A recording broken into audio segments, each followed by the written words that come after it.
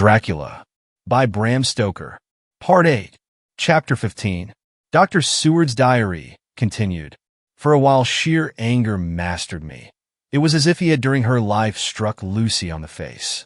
I smote the table hard and rose up as I said to him, "Dr. Van Helsing, are you mad?" He raised his head and looked at me, and somehow the tenderness of his face calmed me at once. "What I were," he said. "Madness were easy to bear compared with truth like this." "Oh, my friend, why, think you, did I go so far round? Why take so long to tell you so simple a thing? Was it because I hate you and have hated you all my life? Was it because I wished to give you pain? Was it that I wanted, now so late, revenge for that time when you saved my life, and from a fearful death? Oh no! Forgive me," said I. He went on. "My friend, it was because I wished to be gentle in the breaking to you, for I know you have loved that so sweet lady. But even yet I do not expect you to believe. It is so hard to accept at once any abstract truth, that we may doubt such to be possible when we have always believed the no of it. It is more hard still to accept so sad a concrete truth, and of such a one as Miss Lucy. Tonight I go to prove it. Dare you come with me?" This staggered me. A man does not like to prove such a truth. Byron accepted from the category jealousy, and proved the very truth he most abhorred. He saw my hesitation, and spoke. "The logic is simple, no madman's logic this time, jumping from tussock to tussock in a misty bog. If it be not true, then proof will be relief. At worst it will not harm. If it be true, there is the dread. Yet very dread should help my cause, for in it is some need of belief. Come, I tell you what I propose. First, that we go off now and see that child in the hospital. Dr. Vincent of the North Hospital, where the papers say the child is friend of mine, and I think of yours since you were in class at Amsterdam. He will let 2 scientists see his case, if he will not let 2 friends. We shall tell him nothing, but only that we wish to learn. And then, he took a key from his pocket and held it up, and then we spend the night, you and I, in the churchyard where Lucy lies. This is the key that locked the tomb. I had it from the coffin man to give to Arthur. My heart sank within me, for I felt that there was some fearful ordeal before us. I could do nothing, however, so I plucked up what heart I could and said that we had better hasten, as the afternoon was passing. We found the child awake. It had had a sleep and taken some food, and altogether was going on well. Dr. Vincent took the bandage from its throat and showed us the punctures. There was no mistaking the similarity to those which had been on Lucy's throat. They were smaller, and the edges looked fresher. That was all. We asked Vincent to what he attributed them, and he replied that it must have been a bite of some animal, perhaps a rat. But for his own part, he was inclined to think that it was one of the bats which are so numerous on the northern heights of London. Out of so many harmless ones, he said, there may be some wild specimen from the south of a more malignant species.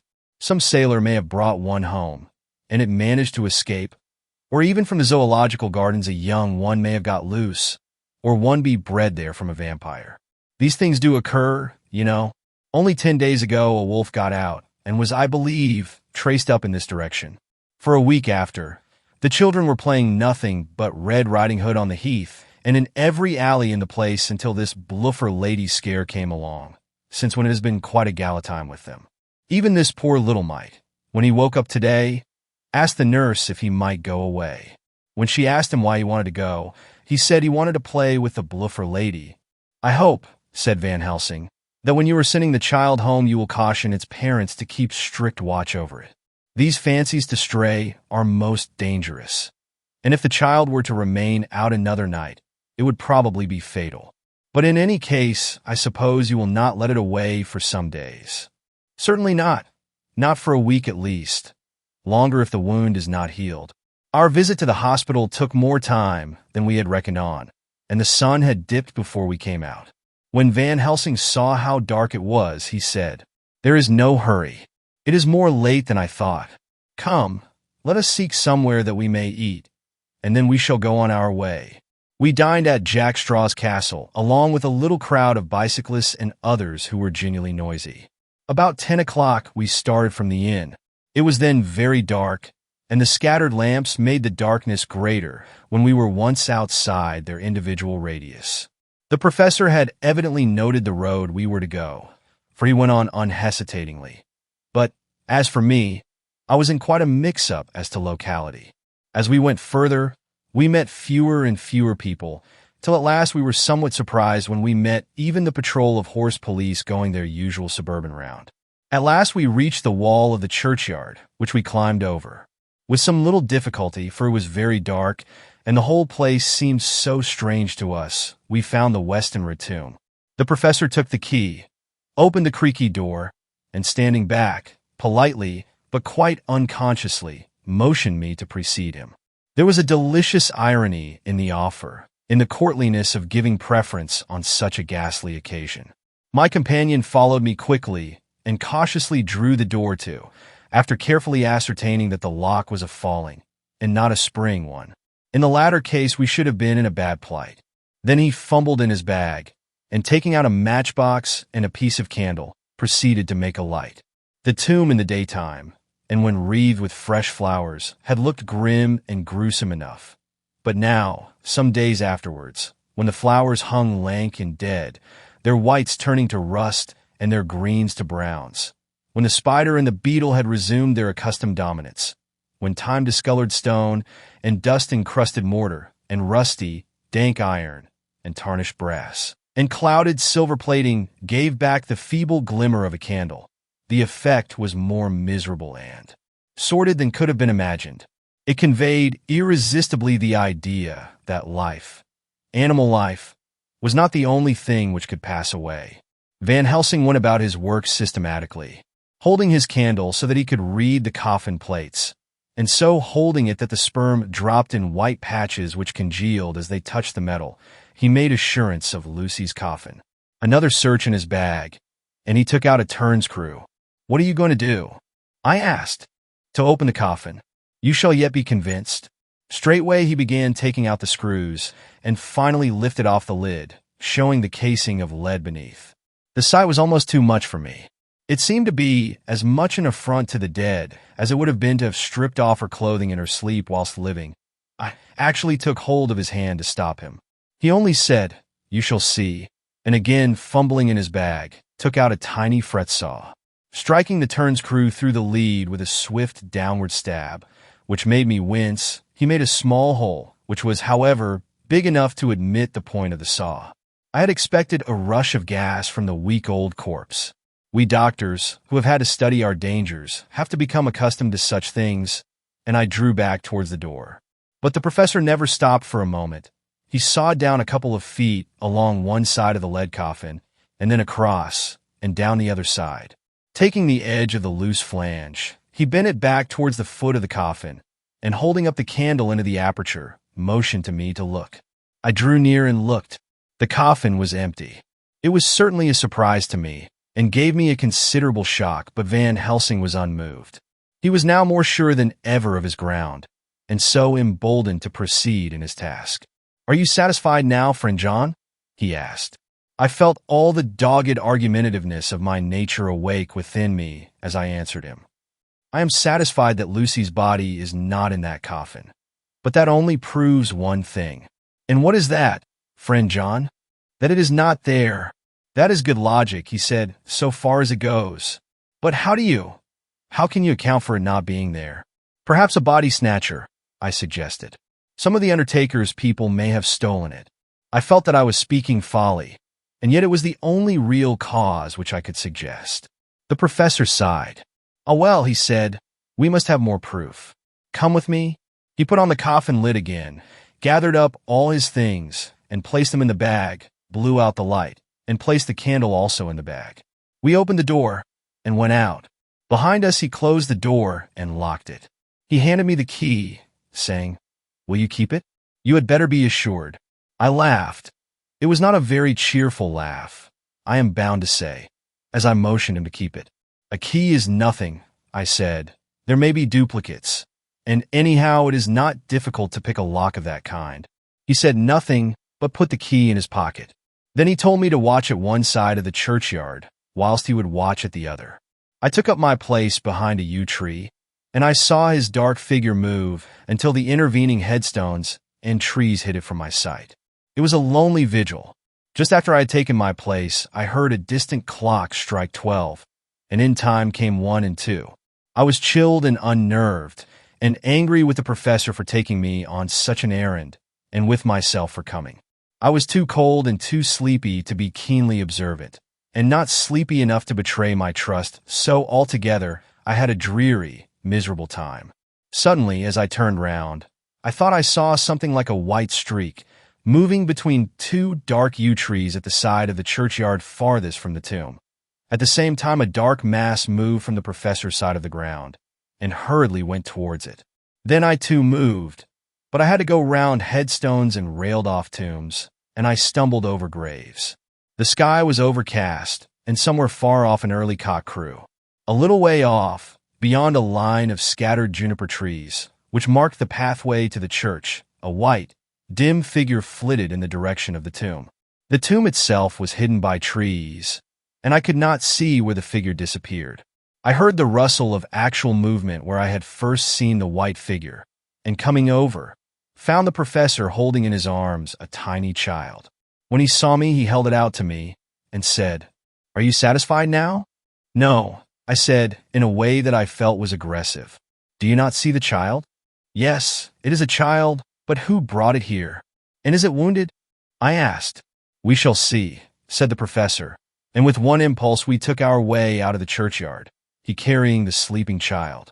When we had got some little distance away, we went into a clump of trees and struck a match and looked at the child's throat. It was without a scratch or scar of any kind. "Was I right?" I asked triumphantly. "We were just in time," said the professor thankfully. We had now to decide what we were to do with the child, and so consulted about it. If we were to take it to a police station, we should have to give some account of our movements during the night. At least, we should have had to make some statement as to how we had come to find the child. So finally we decided that we would take it to the heath, and when we heard a policeman coming, would leave it where he could not fail to find it. We would then seek our way home as quickly as we could. All fell out well. At the edge of Hampstead Heath, we heard a policeman's heavy tramp, and laying the child on the pathway, we waited and watched until he saw it as he flashed his lantern to and fro. We heard his exclamation of astonishment, and then we went away silently. By good chance, we got a cab near the Spaniards and drove to town. I cannot sleep, so I make this entry, but I must try to get a few hours' sleep, as Van Helsing is to call for me at noon. He insists that I shall go with him on another expedition. September 27th. It was 2 o'clock before we found a suitable opportunity for our attempt. The funeral held at noon was all completed, and the last stragglers of the mourners had taken themselves lazily away, when, looking carefully from behind a clump of alder trees, we saw the sexton lock the gate after him. We knew then that we were safe till morning did we desire it, but the professor told me that we should not want more than an hour at most. Again I felt that horrid sense of the reality of things, in which any effort of imagination seemed out of place, and I realized distinctly the perils of the law which we were incurring in our unhallowed work. Besides, I felt it was all so useless, outrageous as it was to open a leaden coffin, to see if a woman dead nearly a week were really dead.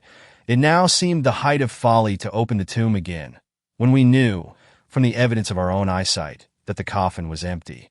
I shrugged my shoulders, however, and rested silent, for Van Helsing had a way of going on his own road, no matter who remonstrated. He took the key, opened the vault, and again courteously motioned me to precede. The place was not so gruesome as last night, but oh, how unutterably mean-looking when the sunshine streamed in. Van Helsing walked over to Lucy's coffin, and I followed.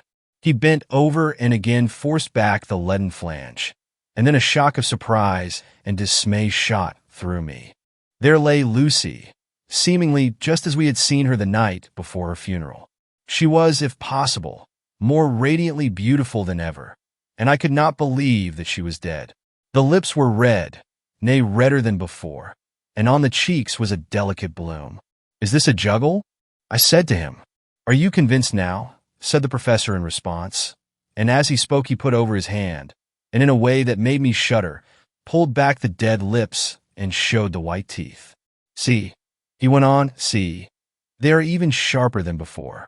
With this, and he touched one of the canine teeth, and that below it, the little children can be bitten. Are you of belief now, friend John? Once more, argumentative hostility woke within me. I could not accept such an overwhelming idea as he suggested. So, with an attempt to argue of which I was even at the moment ashamed, I said, "She may have been placed here since last night." "Indeed?" "That is so. And by whom?" "I do not know. Someone has done it, and yet she has been dead 1 week. Most peoples in that time would not look so." I had no answer for this, so was silent. Van Helsing did not seem to notice my silence. At any rate, he showed neither chagrin nor triumph.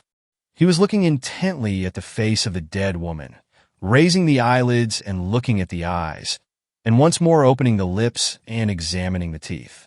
Then he turned to me and said, "Here, there is one thing which is different from all recorded. Here is some dual life that is not as the common. She was bitten by the vampire when she was in a trance, sleepwalking." "Oh, you start. You do not know that, friend John, but you shall know it all later. And in trance could he best come to take more blood. In trance she died, and in trance she is undead too. So it is that she differ from all other. Usually when the undead sleep at home." As he spoke, he made a comprehensive sweep of his arm to designate what to a vampire was home. "Their face show what they are, but this so sweet that was when she not undead she go back to the nothings of the common dead. There is no malign there, see. And so it make hard that I must kill her in her sleep." This turned my blood cold, and it began to dawn upon me that I was accepting Van Helsing's theories. But if she were really dead, what was there of terror in the idea of killing her? He looked up at me and evidently saw the change in my face, for he said almost joyously, "Ah, you believe now?" I answered, "Do not press me too hard all at once. I am willing to accept. How will you do this bloody work?" "I shall cut off her head and fill her mouth with garlic, and I shall drive a stake through her body." It made me shudder to think of so mutilating the body of the woman whom I had loved, and yet the feeling was not so strong as I had expected.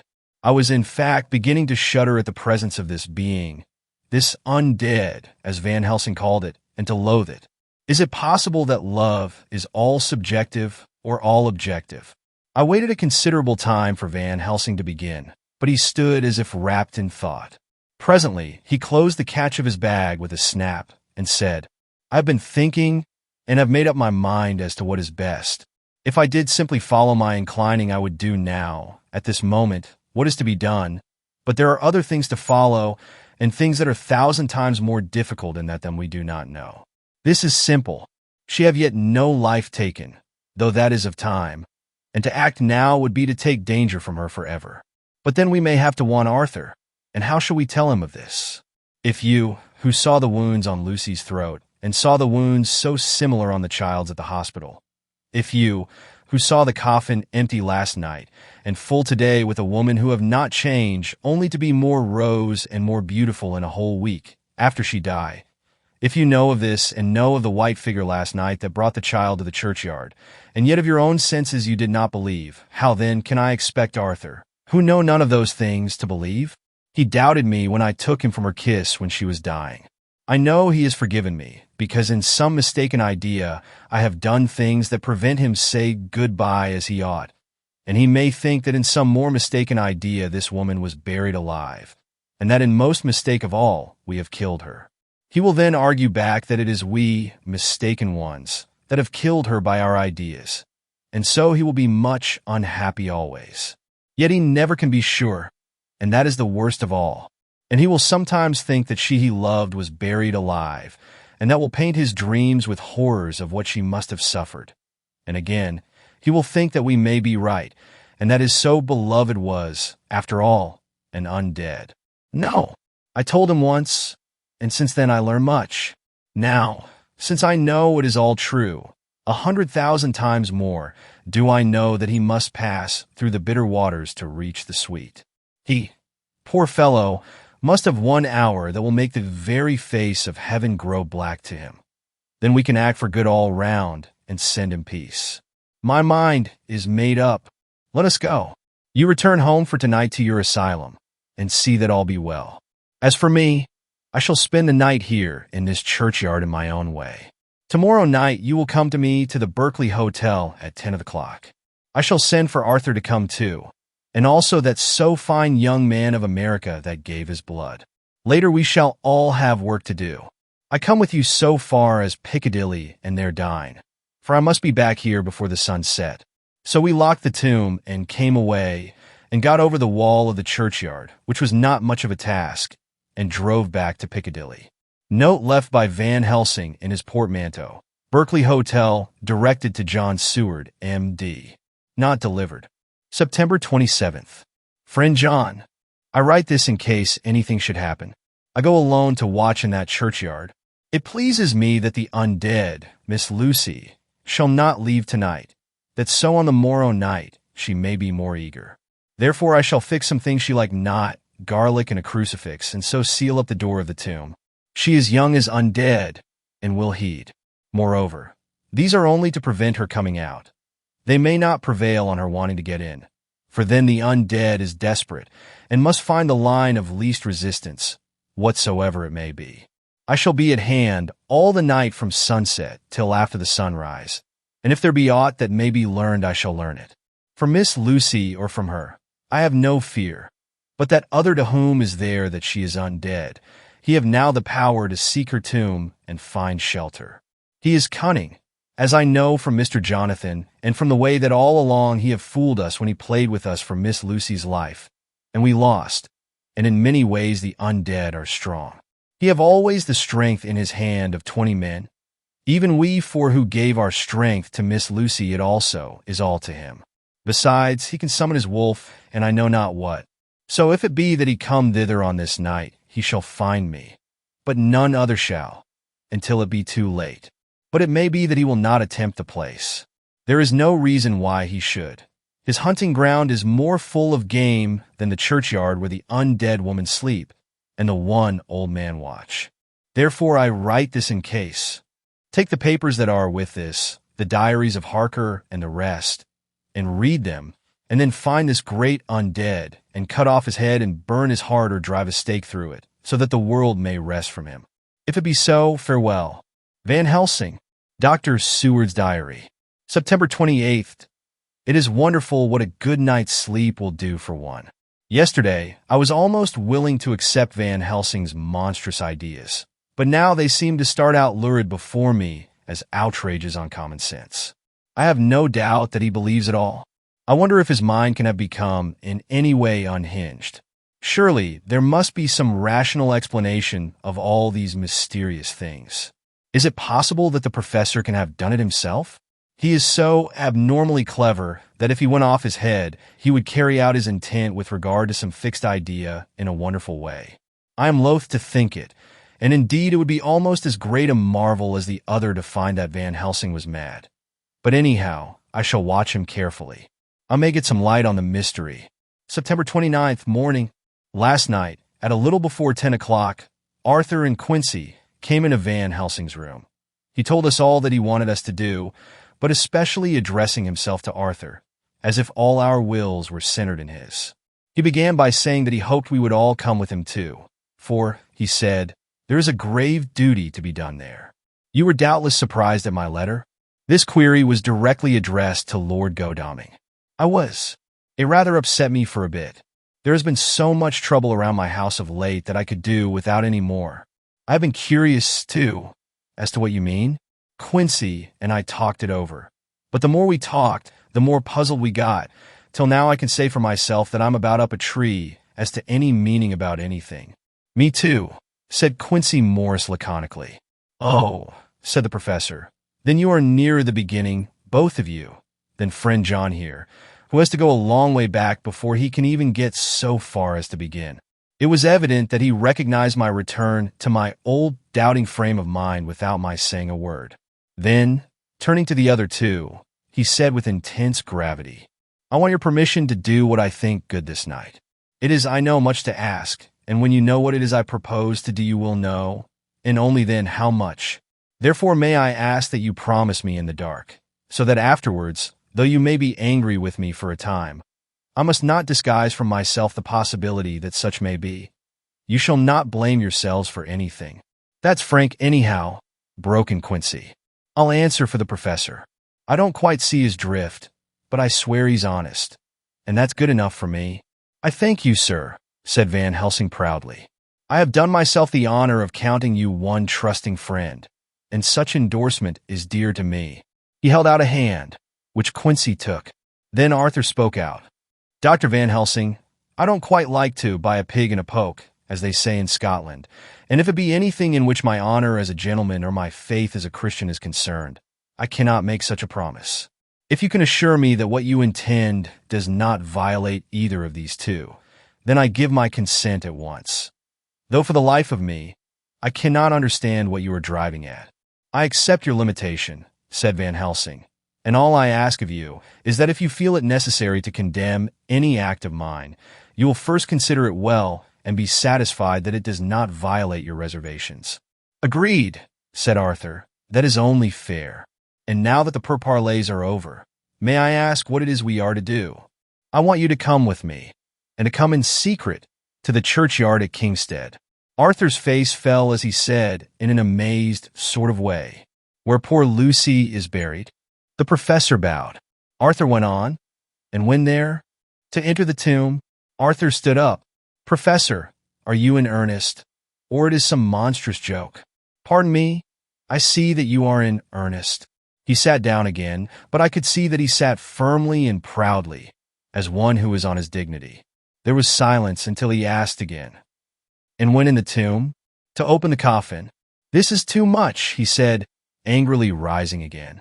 I am willing to be patient in all things that are reasonable, but in this desecration of the grave, of one who, he fairly choked with indignation. The professor looked pityingly at him. If I could spare you one pang, my poor friend, he said, God knows I would. But this night our feet must tread in thorny paths. Or later, and forever, the feet you love must walk in paths of flame. Arthur looked up with set white face and said, Take care, sir, take care. Would it not be well to hear what I have to say? Said Van Helsing. And then you will at least know the limit of my purpose. Shall I go on? That's fair enough, broke in Morris. After a pause, Van Helsing went on, evidently with an effort. Miss Lucy is dead. Is it not so? Yes. Then there can be no wrong to her. But if she be not dead? Arthur jumped to his feet. Good God, he cried. What do you mean? Has there been any mistake? Has she been buried alive? He groaned in anguish that not even hope could soften. I did not say she was alive, my child. I did not think it. I go no further than to say that she might be undead. Undead? Not alive? What do you mean? Is this all a nightmare? Or what is it? There are mysteries which men can only guess at, which age by age they may solve only in part. Believe me, we are now on the verge of one. But I have not done. May I cut off the head of dead Miss Lucy? Heavens and earth, no, cried Arthur in a storm of passion. Not for the wide world will I consent to any mutilation of her dead body. Dr. Van Helsing, you try me too far. What have I done to you that you should torture me so? What did that poor, sweet girl do that you should want to cast such dishonor on her grave? Are you mad to speak such things? Or am I mad to listen to them?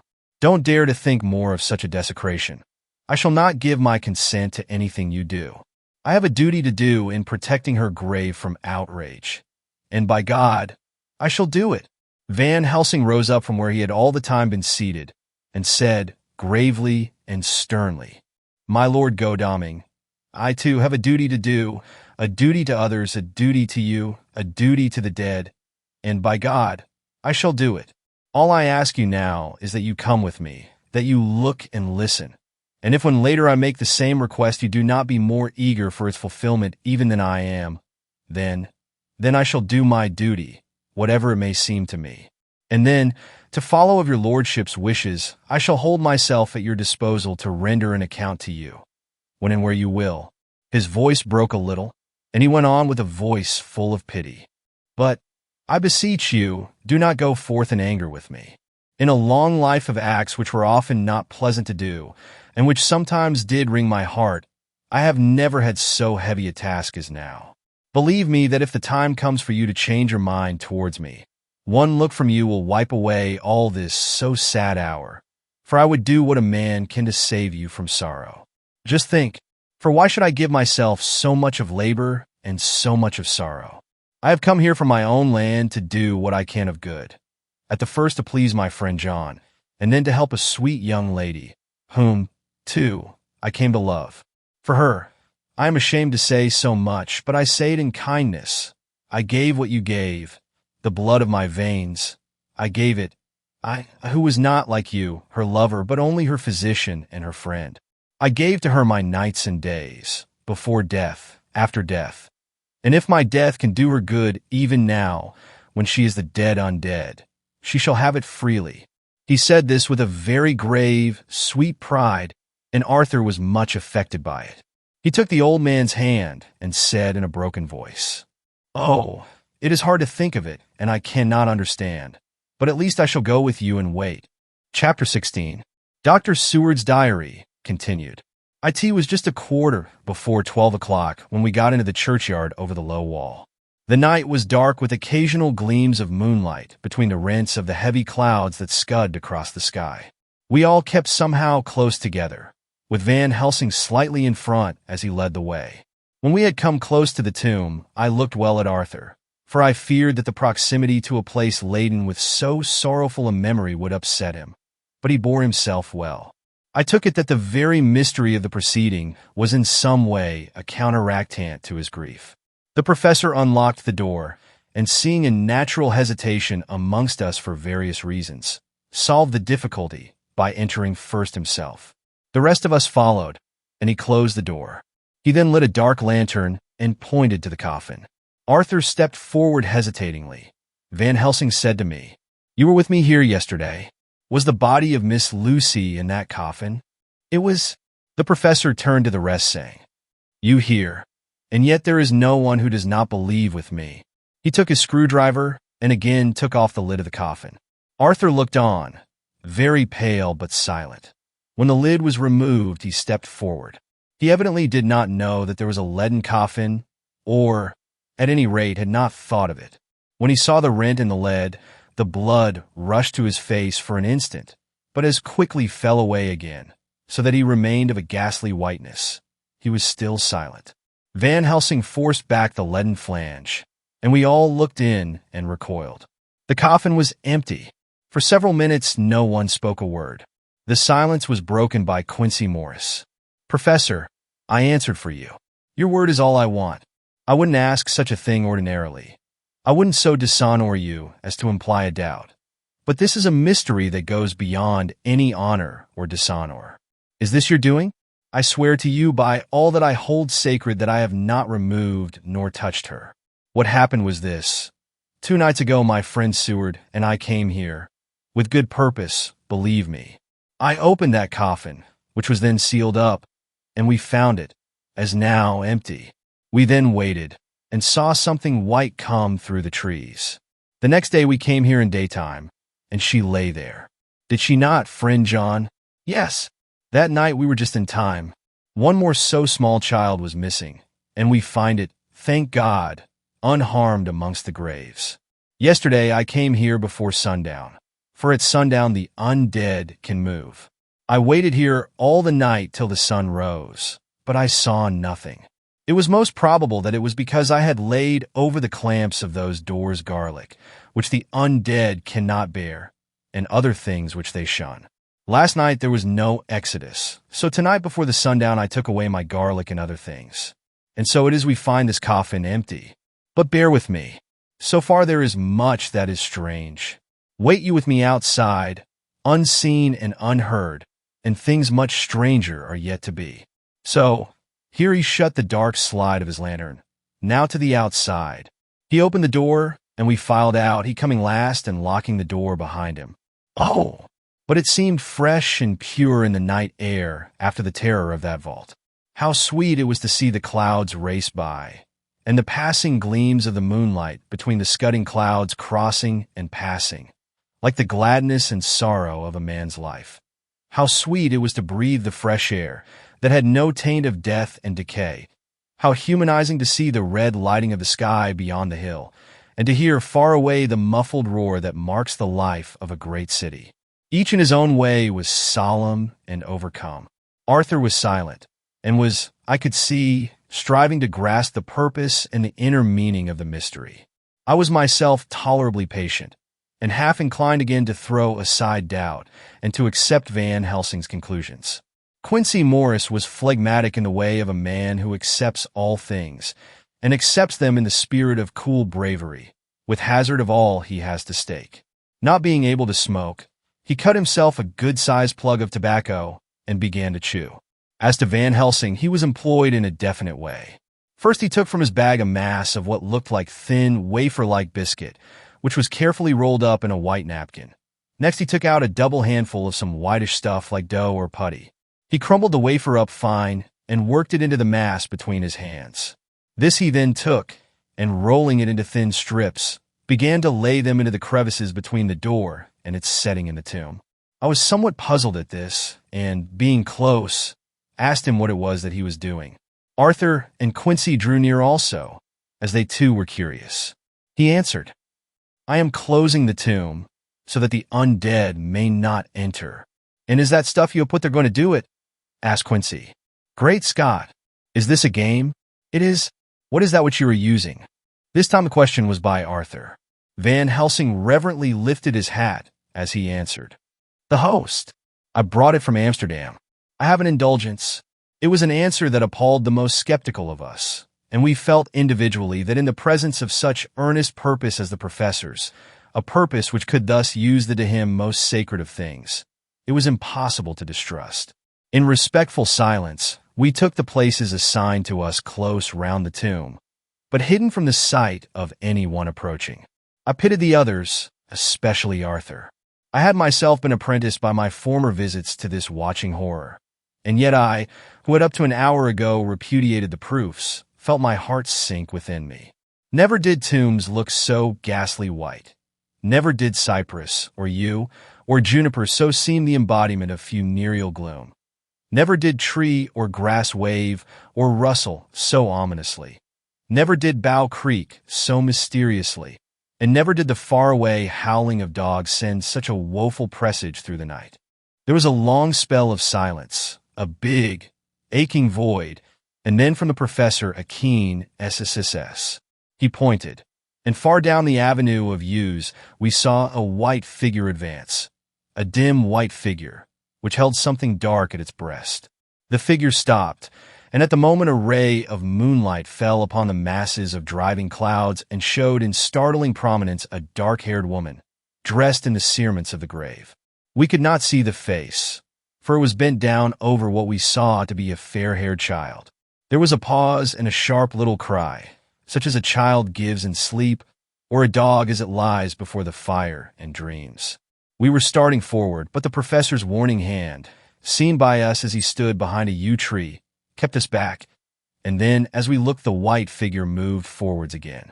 It was now near enough for us to see clearly, and the moonlight still held.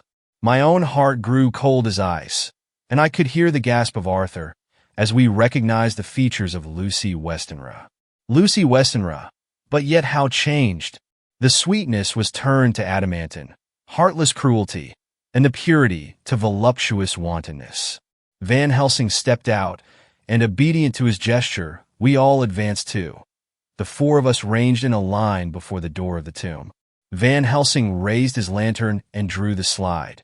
By the concentrated light that fell on Lucy's face, we could see that the lips were crimson with fresh blood, and that the stream had trickled over her chin and stained the purity of her lawn death robe. We shuddered with horror. I could see by the tremulous light that even Van Helsing's iron nerve had failed. Arthur was next to me, and if I had not seized his arm and held him up, he would have fallen. When Lucy, I call the thing that was before us Lucy because it bore her shape, saw, she drew back with an angry snarl, such as a cat gives when taken unawares. Then her eyes ranged over us. Lucy's eyes in form and color, but Lucy's eyes unclean and full of hellfire, instead of the pure, gentle orbs we knew. At that moment the remnant of my love passed into hate and loathing. Had she then to be killed, I could have done it with savage delight. As she looked, her eyes blazed with unholy light, and the face became wreathed with a voluptuous smile. Oh God, how it made me shudder to see it!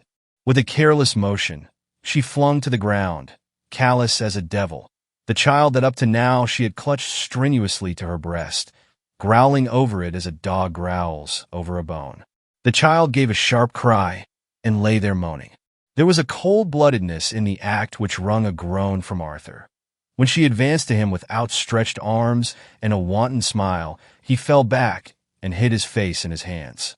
She still advanced, however, and with a languorous, voluptuous grace said, "Come to me, Arthur. Leave these others and come to me. My arms are hungry for you. Come, and we can rest together. Come, my husband, come." There was something diabolically sweet in her tones, something of the tingling of glass when struck, which rang through the brains even of us who heard the words addressed to another. As for Arthur, he seemed under a spell. Moving his hands from his face, he opened wide his arms. She was leaping for them, when Van Helsing sprang forward and held between them his little golden crucifix. She recoiled from it, and with a suddenly distorted face, full of rage, dashed past him as if to enter the tomb. When within a foot or two of the door, however, she stopped, as if arrested by some irresistible force. Then she turned, and her face was shown in the clear burst of moonlight and by the lamp, which had now no quiver from Van Helsing's iron nerves. Never did I see such baffled malice on a face, and never, I trust, shall such ever be seen again by mortal eyes.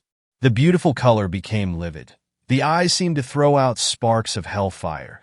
The brows were wrinkled as though the folds of the flesh were the coils of Medusa's snakes, and the lovely, blood-stained mouth grew to an open square, as in the passion masks of the Greeks and Japanese.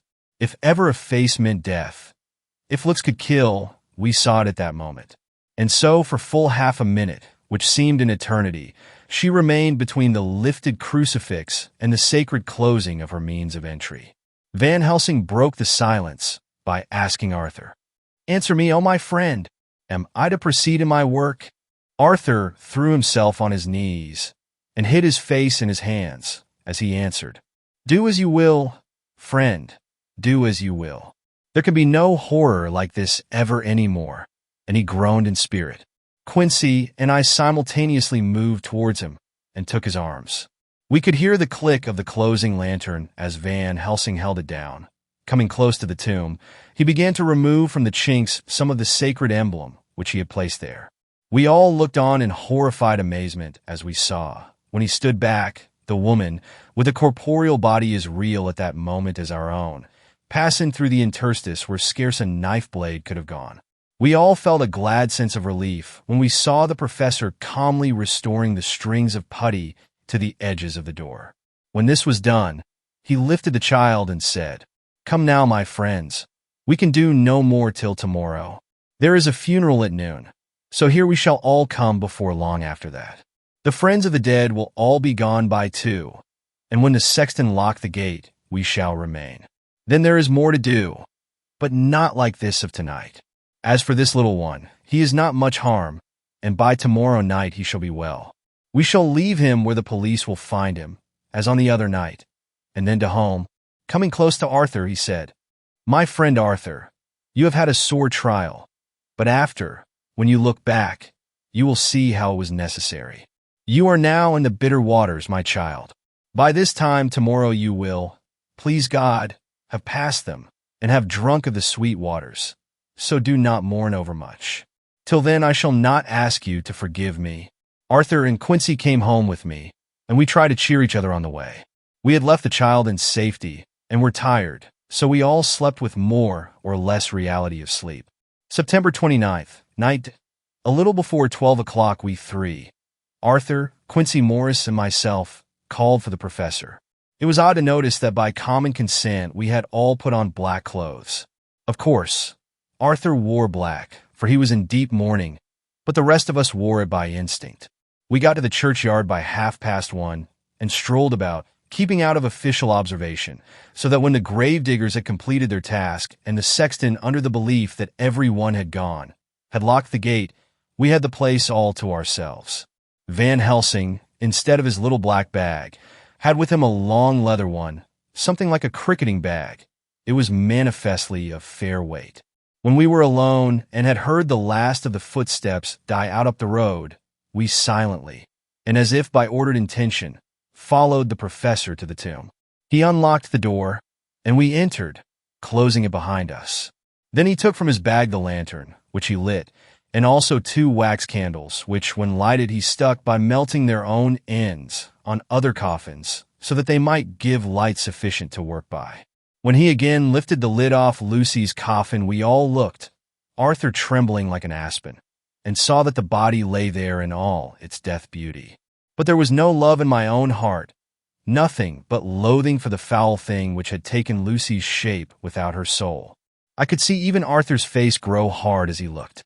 Presently he said to Van Helsing, "Is this really Lucy's body, or only a demon in her shape? It is her body, and yet not it. But wait a while, and you all see her as she was, and is." She seemed like a nightmare of Lucy as she lay there. The pointed teeth, the blood-stained, voluptuous mouth, which it made one shudder to see, the whole carnal and unspiritual appearance, seeming like a devilish mockery of Lucy's sweet purity. Van Helsing, with his usual methodicalness, began taking the various contents from his bag and placing them ready for use. First he took out a soldering iron and some plumbing solder, and then a small oil lamp, which gave out, when lit in a corner of the tomb, gas which burned at fierce heat with a blue flame. Then his operating knives, which he placed to hand, and last a round wooden stake, some 2.5 or 3 inches thick and about 3 feet long. One end of it was hardened by charring in the fire, and was sharpened to a fine point. With this stake came a heavy hammer, such as in households is used in the coal cellar for breaking the lumps. To me, a doctor's preparations for work of any kind are stimulating and bracing, but the effect of these things on both Arthur and Quincy was to cause them a sort of consternation. They both, however, kept their courage and remained silent and quiet. When all was ready, Van Helsing said, "Before we do anything, let me tell you this. It is out of the lore and experience of the ancients and of all those who have studied the powers of the undead. When they become such, there comes with the change the curse of immortality. They cannot die, but must go on age after age, adding new victims and multiplying the evils of the world. For all that die from the preying of the undead becomes themselves undead and prey on their kind. And so the circle goes on ever widening, like as the ripples from a stone thrown in the water. Friend Arthur, if you had met that kiss which you know of before poor Lucy died, or again, last night when you opened your arms to her, you would in time, when you had died, have become Nosferatu, as they call it in Eastern Europe, and would all time make more of those undeads that so have filled us with horror. The career of this so unhappy dear lady is but just begun. Those children whose blood she suck are not as yet so much the worse. But if she live on, undead, more and more they lose their blood, and by her power over them, they come to her. And so she draw their blood with that so wicked mouth. But if she die in truth, then all cease. The tiny wounds of the throats disappear, and they go back to their plays, unknowing ever of what has been. But of the most blessed of all, when this now undead be made to rest as true dead, then the soul of the poor lady whom we love shall again be free. Instead of working wickedness by night and growing more debased in the assimilating of it by day, she shall take her place with the other angels. So that, my friend, it will be a blessed hand for her that shall strike the blow that sets her free. To this I am willing. But is there none amongst us who has a better right? Will it be no joy to think of hereafter in the silence of the night when sleep is not? It was my hand that sent her to the stars. It was the hand of him that loved her best, the hand that of all she would herself have chosen, had it been to her to choose. Tell me if there be such a one amongst us? We all looked at Arthur. He saw, too, what we all did, the infinite kindness which suggested that it should be the hand which would restore Lucy to us as a holy, and not an unholy, memory. He stepped forward and said bravely, though his hand trembled, and his face was as pale as snow, "My true friend, from the bottom of my broken heart I thank you. Tell me what I am to do, and I shall not falter." Van Helsing laid a hand on his shoulder and said, "Brave lad, a moment's courage, and it is done. This stake must be driven through her. It will be a fearful ordeal. Be not deceived in that. But it will be only a short time, and you will then rejoice more than your pain was great. From this grim tomb you will emerge as though you tread on air. But you must not falter when once you have begun. Only think that we, your true friends, are round you, and that we pray for you all the time. Go on, said Arthur hoarsely. Tell me what I am to do. Take this stake in your left hand, ready to place the point over the heart, and the hammer in your right. Then when we begin our prayer for the dead, I shall read him. I have here the book, and the others shall follow. Strike in God's name, that so all may be well with the dead that we love, and that the undead pass away. Arthur took the stake and the hammer, and when once his mind was set on action, his hands never trembled, nor even quivered. Van Helsing opened his missal and began to read, and Quincy and I followed as well as we could. Arthur placed the point over the heart, and as I looked I could see its dint in the white flesh. Then he struck with all his might. The thing in the coffin writhed, and a hideous, blood-curdling screech came from the opened red lips. The body shook and quivered and twisted in wild contortions. The sharp white teeth champed together till the lips were cut, and the mouth was smeared with a crimson foam. But Arthur never faltered. He looked like a figure of Thor as his untrembling arm rose and fell, driving deeper and deeper the mercy-bearing stake, whilst the blood from the pierced heart welled and spurted up around it. His face was set, and high duty seemed to shine through it. The sight of it gave us courage, so that our voices seemed to ring through the little vault. And then the writhing and quivering of the body became less, and the teeth seemed to champ, and the face to quiver. Finally it lay still. The terrible task was over. The hammer fell from Arthur's hand. He reeled, and would have fallen had we not caught him. The great drops of sweat sprang from his forehead, and his breath came in broken gasps. It had indeed been an awful strain on him, and had he not been forced his task by more than human considerations, he could never have gone through with it. For a few minutes we were so taken up with him that we did not look towards the coffin. When we did, however, a murmur of startled surprise ran from one to the other of us. We gazed so eagerly that Arthur rose, for he had been seated on the ground, and came and looked too. And then a glad, strange light broke over his face and dispelled altogether the gloom of horror that lay upon it. There, in the coffin, lay no longer the foul thing that we had so dreaded and grown to hate, that the work of her destruction was yielded as a privilege to the one best entitled to it, but Lucy as we had seen her in her life, with her face of unequaled sweetness and purity. True that there were there, as we had seen them in life, the traces of care and pain and waste. But these were all dear to us, for they marked her truth to what we knew. One and all we felt that the holy calm that lay like sunshine over the wasted face and form was only an earthly token and symbol of the calm that was to reign forever. Van Helsing came and laid his hand on Arthur's shoulder and said to him, "And now, Arthur, my friend, dear lad, am I not forgiven?" The reaction of the terrible strain came as he took the old man's hand in his, and raising it to his lips, pressed it and said, "Forgiven. God bless you that you have given my dear one her soul again, and me peace." He put his hands on the professor's shoulder, and laying his head on his breast, cried for a while silently, whilst we stood unmoving. When he raised his head, Van Helsing said to him, "And now, my child, you may kiss her. Kiss her dead lips if you will, as she would have you to, if for her to choose. For she is not a grinning devil now, not any more a foul thing for all eternity. No longer she is the devil's undead. She is God's true dead, whose soul is with him." Arthur bent and kissed her, and then we sent him and Quincy out of the tomb. The professor and I sawed the top off the stake, leaving the point of it in the body.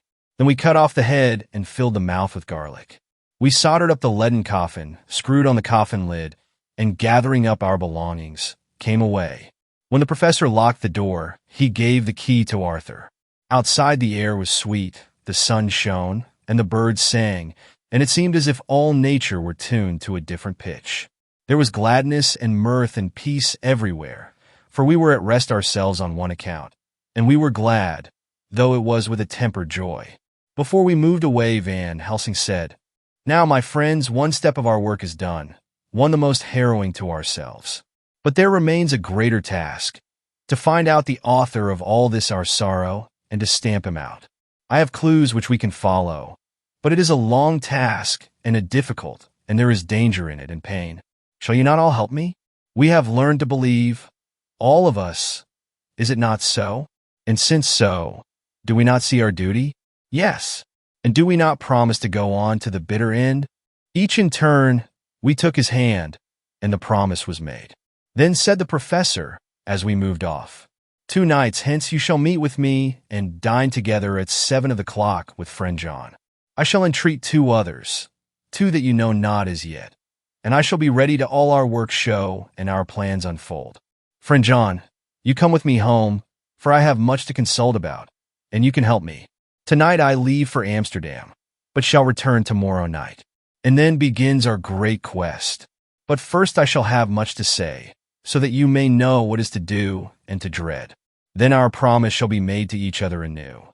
For there is a terrible task before us, and once our feet are on the plowshare, we must not draw back.